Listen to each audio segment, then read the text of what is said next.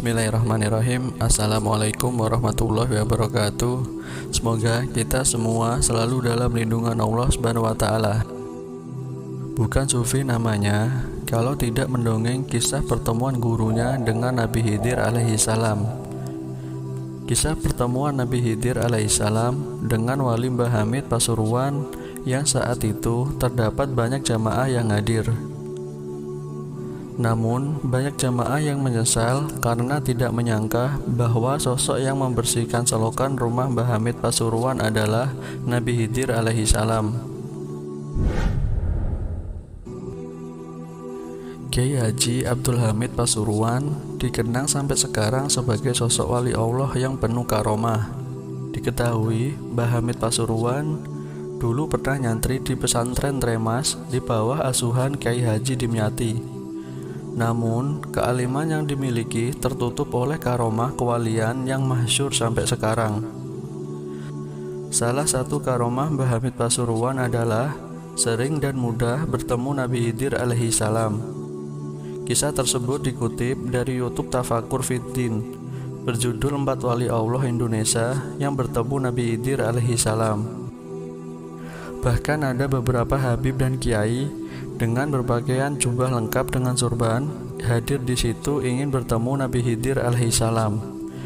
Dikisahkan pada waktu itu orang-orang telah banyak berkumpul di rumah Mbah Hamid Pasuruan, bahkan ada yang mulai dari subuh.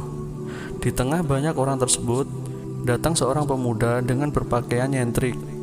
Orang-orang yang hadir di situ tidak memperdulikan pemuda tersebut karena semua tamu yang hadir berpakaian ala Islami.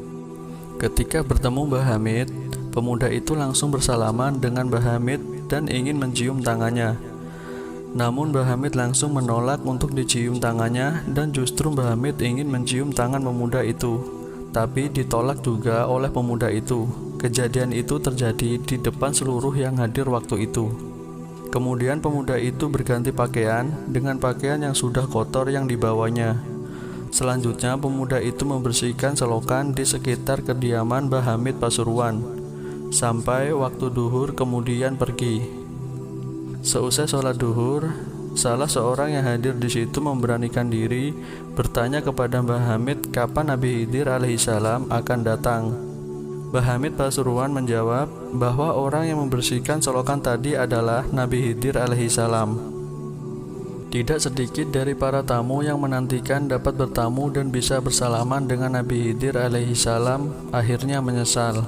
Mereka menangis karena tidak mengenali kedatangan sang Nabi Allah karena lebih melihat sosok dari pakaian yang dikenakannya. Demikian kisah Nabi Khidir alaihissalam dan Mbah Hamid Pasuruan.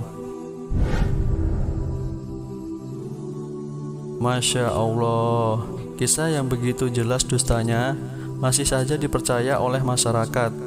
Bahkan dongeng ini terkesan merendahkan Nabi Khidir alaihissalam.